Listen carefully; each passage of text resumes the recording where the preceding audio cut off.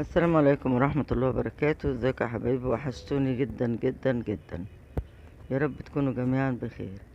النهاردة بإذن الله هعمل شوية قمر الدين كده بطريقة مختلفة خالص خالص عن ما احنا بنعمله. قمر الدين مطبوخ زي ما انتوا شايفين كده.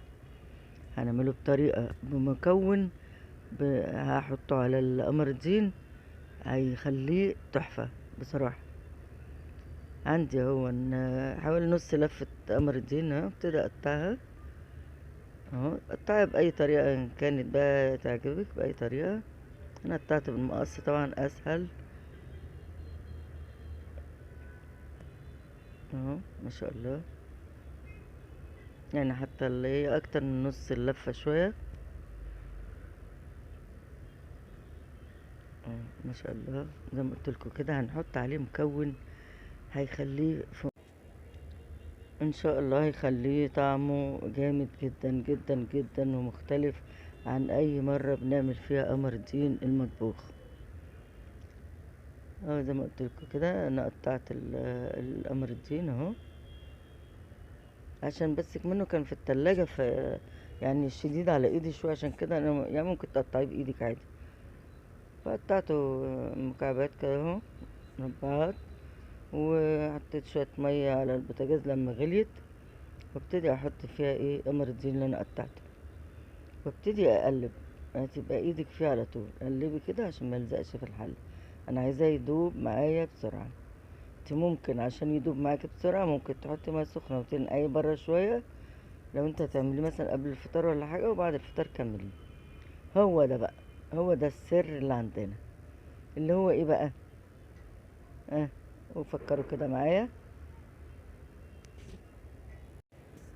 المكون اللي بقولكوا عليه هو ايه؟ الكاسترد. الكاسترد بالفانيليا.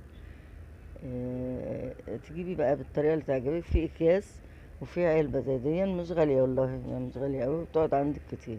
يعني لو علبة زي دي اوفر من اكياس، هتقعد عندك فترة، ممكن تعملي منها. يعني انا عملت منها كنافة كانت تحفة بصراحة، بدل المهلبية. كان طعمها جميل جدا. ان شاء الله هعملها لكم برضو تاني، ما كنتش فاضية اصورها، فهعملها لكم باذن الله تاني. خلاص عندي قمر الدين خلاص استوى او داب، يعني بمعنى اصح اهو. اتاكد بس ان كله داب. عندي حوالي كوبايه ونص سكر. طبعا السكر ده بيرجع لك، انت عايزاه سكر وزياده، عايزاه سكر مظبوط. في ناس بتحب كده وفي ناس بتحب كده. دي طبعا كميه سكر هترجع لك انت. وابتدي اقلب السكر كويس كده، حلو معانا. احنا مش هنحتاج نحط فانيليا ولا حاجه، عشان الكاستر ده اصلا بالفانيليا.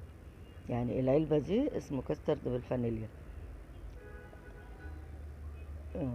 مسكت بقى المعلقتين دوبتهم زي ما شفتوا كده على كوباية مية باردة من الحنفية، زي ما بنعمل النشا كده.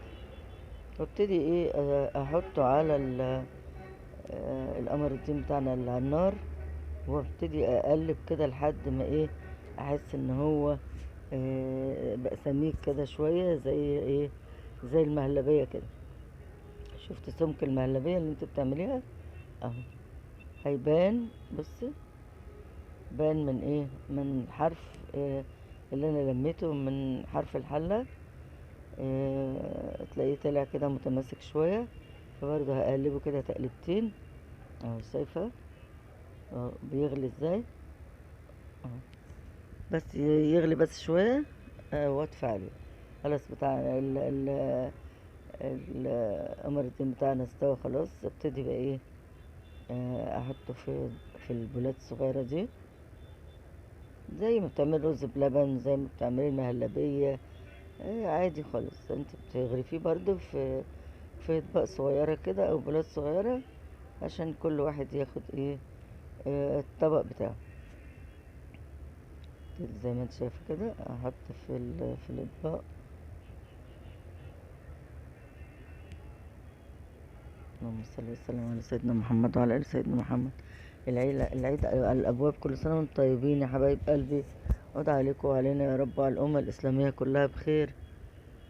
والله انا عايزه اعمل لكم شويه بسكوت وشويه كحك بالطرق القديمه بتاعتنا، بتاعت امي وستي. بصراحه الطرق دي لا تعوض بصراحه، والحاجه كانت بتطلع تحفه. ربنا يسهل كده ويديني الصحه، واعمل حتى كميات صغيره كده وايه، واصورها كده واوريها لكم باذن الله.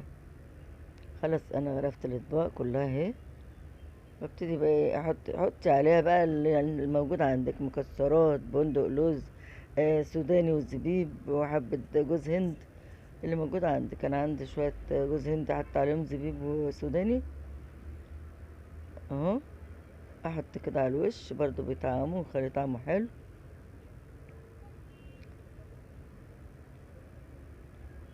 اهو. ما شاء الله. اللهم صل وسلم على سيدنا محمد وعلى ال سيدنا محمد. والله يا حبايبي وحشتوني جدا جدا، وحشني تعليقاتكم. زي ما قلت لكم قبل كده ان احنا الجروب اللي كنت قلت لكم اقترحت عليكم بيه، اللي هي يلا نشجع بعض. انا برضو عندي وعد معاكم، بس كان اليومين اللي فاتوا دول كان في ظروف شوية، فالحمد لله ابتدي اتابع معاكم وانتوا تتابعوني، ونبتدي نشتغل مع بعض عشان قنواتنا تكبر شوية كلنا بإذن الله، وربنا يوفقنا جميعا يا رب. بس كده، اللهم صل على النبي. عمل كام طبق بنص لفة قمر الدين، ادانا كمية قد ايه، ولا نشا بقى ولا اي حاجة خالص. اللهم صل وسلم على سيدنا محمد وعلى ال سيدنا محمد. عايزين بقى ايه، لايك جميل كده من ايديكم، لايكات كتير، واقول لكم السلام عليكم ورحمة الله وبركاته.